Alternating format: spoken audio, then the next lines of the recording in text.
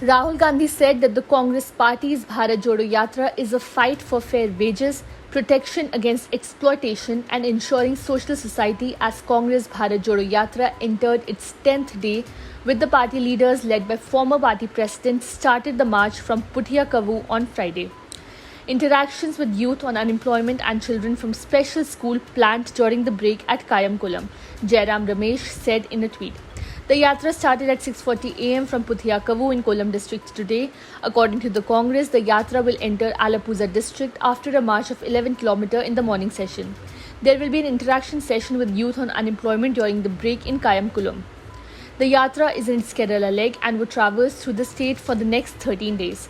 The 3,500 km march from Kanyakumari to Kashmir will be completed in 150 days and cover as many as 12 states. On the occasion of Prime Minister Narendra Modi's birthday, the Union Ministry of Culture on Saturday has started the e-auction of prestigious and memorable gifts presented to Prime Minister Modi.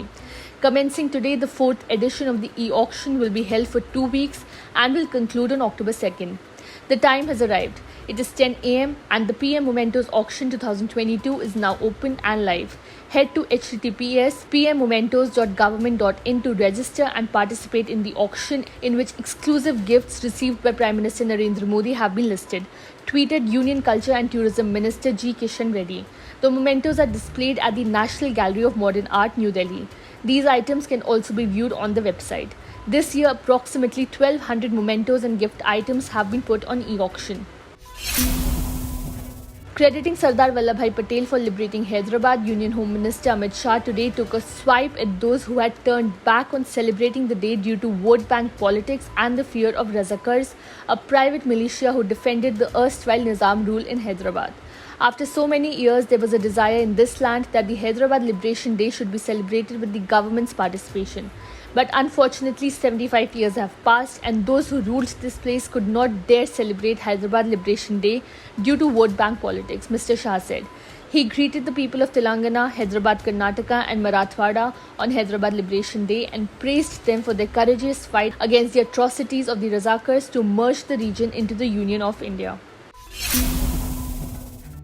The mainstream American media today praised Prime Minister Narendra Modi for telling Russian President Vladimir Putin that this is not the time for war in Ukraine.